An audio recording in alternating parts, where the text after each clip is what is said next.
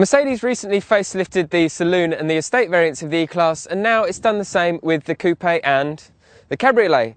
As you can see, the design is pretty much the same, but you do get this nice new smooth headlight design here, which replaces that old split headlight that people weren't really that sure about. And the grille is now a lot sleeker too, and there's a more aggressive lower air intake down there. And the big difference between the saloon is, you see that pontoon over the rear wheel arch? Well, that was ditched on the saloon, but it's back for the Cabriolet and the coupe.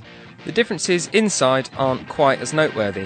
The gear stick has moved from the centre console to one of the steering wheel mounted stalks.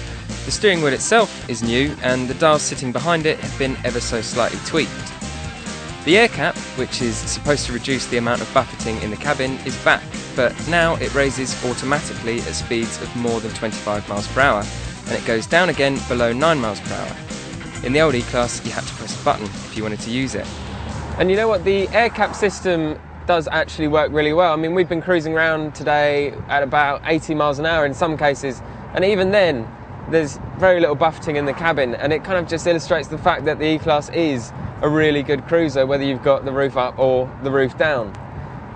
You still get the agility control suspension as you did in the pre-facelifted car. It's basically just a fancy name for adaptive dampers, and that kind of means that you get a nice balance between a comfortable ride and pretty good handling.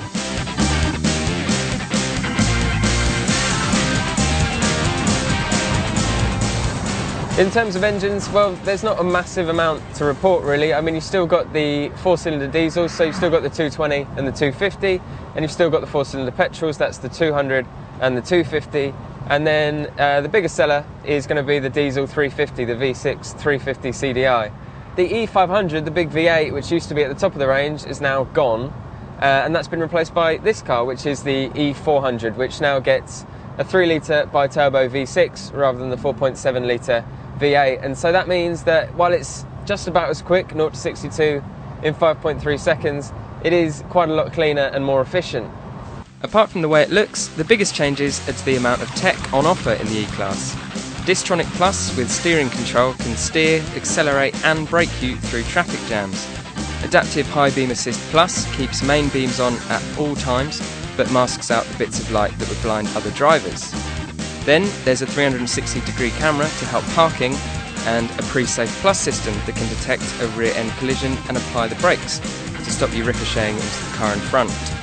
Now, all that new technology and this stylish new look don't exactly come for free. The new E-Class Cabriolet starts from $35,095, which means it's £2,095 more expensive than the pre-facelift car. Now, whichever way you look at it, that makes it more expensive, but Mercedes is claiming it's better value than ever because it comes with an extra £2,330 worth of options that you didn't get before.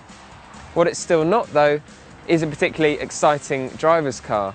But in terms of comfort, refinement and quality, there aren't many cabriolets out there that can beat it.